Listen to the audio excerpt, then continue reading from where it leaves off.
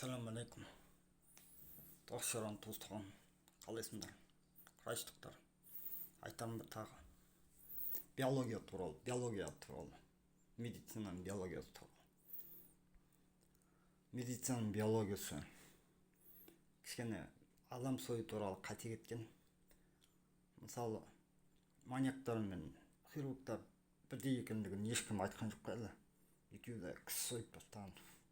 Сондықтан қолдан келгенше жанының қалдығын қырып алу керек бірігуге, биологияны қайттан суреттеу үшін. Ана тепе-теңдік мепе-теңдік туралы алып кетіп отыр ғой. Физикаға қосылып, биология мен физиканы қайтадан ақтарып тастау керек. Христиандармен бірігіп қолдан келгенше татулықты мұсылмандар болып биологияны қайттан суреттеу керек. Ағзаларды алдандыру мәселесінде, алдандыру мәселесі үшін ағзадан гөрі әйтпесе екін бір маньяк сияқты болып отыр. Биологияға бола ағзалардың суретін онша көрсетпеуге тырысу керек. Алдайтын, алдандыратын виттарын көбейту керек. Биологияда нұрландыру, ағзаларын нұрландыру мәселесінде суреттеу үшін. Мен ойымша сондай мәселені қолдаға алу керек. Сосын физика әр көтеруді есептеуге есеп тастаған, ұстасу, көтеру барлығын есептеп тастаған. Сол қате. Инструменттер көбейіп кетті ғой есептейтін, бірақ жоқ. Сондықтан физиканы шегіндірген дұрыс. Физика туралы тылсым бар биология арқылы ақырындап пайда шығып кеткен ғой. Физикаға биологияны ағзаны суреттеп, ми сұйық болады деймін, неше түрлі сөйтіп. Жүректің көлемі олай болады, тағы басқа. Соны бәрі қатедеу керек қолдан келгенше. Қатедеу керек емес, қайтадан алдандыру мәселесінде суреттеу керек. Ми безгеруіне соны бәрі тепе-теңдік жаман адас миымға ашып кеткен. Соны бәрін қайтадан биологиядан аластау кітабын жазу керек. Онан да ағзалардан аластау кітабын.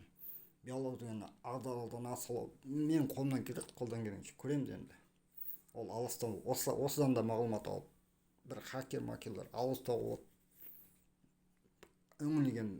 толық өңілгендер. Кейбіреулер өңіле алады ғой толық. Туысқандарым болса да кішкене өңіліп, ағзадан тепе-теңдік неге онша дұрыс емес. Мен түсініп қалған, тепе-теңдік дұрыс емес. Биология оқығандыққа ғой екінді миды беске бөліп лағып жүр. Ақиқаттың артынан ақылынан отып қалып, сол биологияны оқыған себептер ол. Соның бәрін таптату керек қолдан келгенше.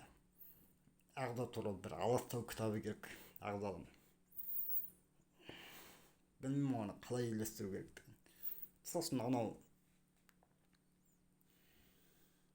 не досымыз?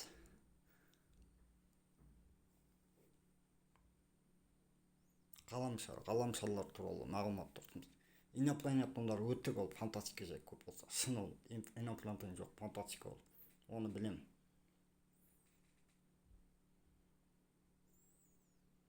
Ал күннің қалай батуы шығуы әлі толық суреттелмеген дұрыс емес. Бір елі кеш, бір елі түн болса, ол қалай күннің жарығын жартылай кішірмейді ғой. Соны түсінбеймін бірдеңелерді. Бір елі күн болса, бір елі түн болады, соны әлі толық түсінбеймін мен, шынымды айтсам. Соны мен айтарым. Бірақ жоқта қол істедім, оны түсінбегеніме. Бір елі жарық болса, бір елі кеш болады, оны дым түсінбедім. Сондықтан оны жасқанамын. Солай қолға алғанда сол мәселені. Жасқанам деп бірақ жоқта. Құран кітапта бар, бір Алла біледі, ең дұрысын. Мұхаммад Расулдың үміттері бар. Қол істеу керек қолдан келгенше. Ондай мәселені қолға алып түсіндіруден гөрі қол істеген дұрыс. Бір Алла біледі деп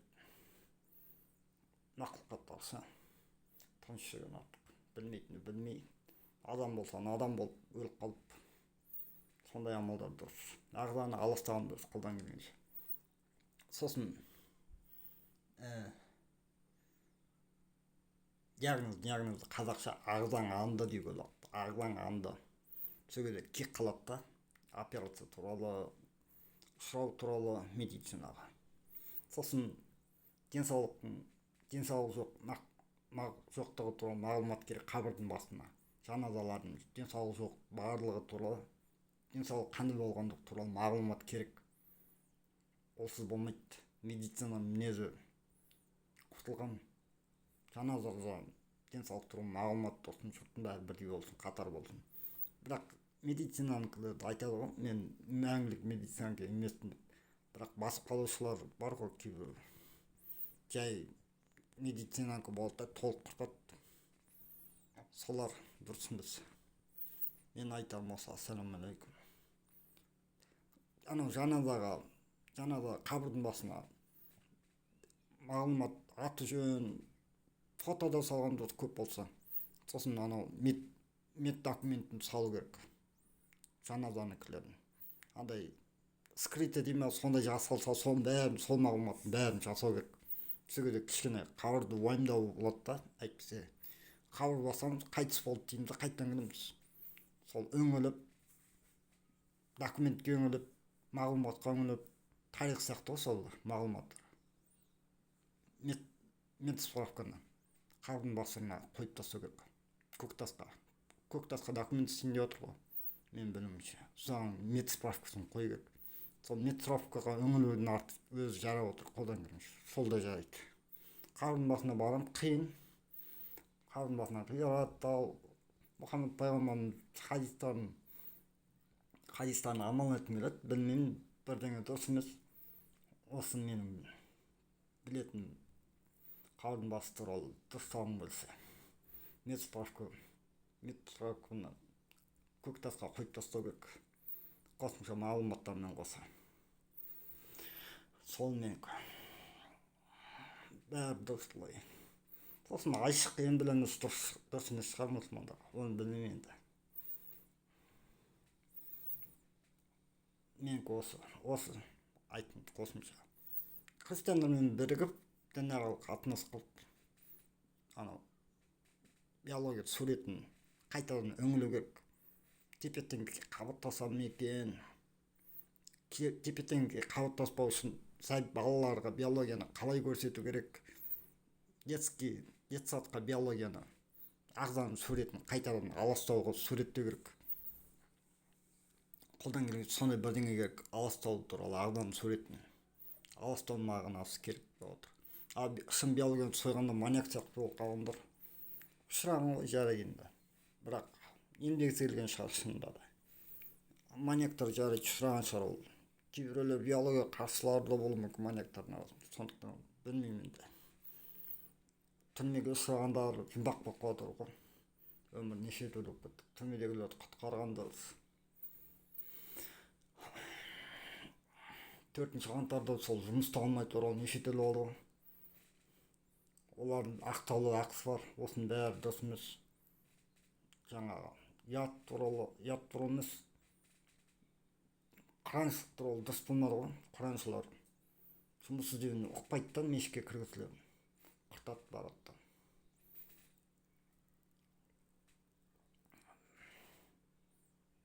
Документацияға отыра салмау керек қой. Көп болса жоқ документ қойып тастаса өмір сүру жай тоқтап тұрған сияқты болады. Текіндікке документ істеп, жоқ документті цепкаға бір таратып берсе, сөндіретін қосылатын болды. Өмір сүру жай болып қалған. Себеппен басқа бірдеңе іспен шұғылдану керек қой. Жай документ таратып отырамыз. Саясат оттап кеткен жоқ. Түсіндесе сондай ол. Мен білімімше өмір сүру солай.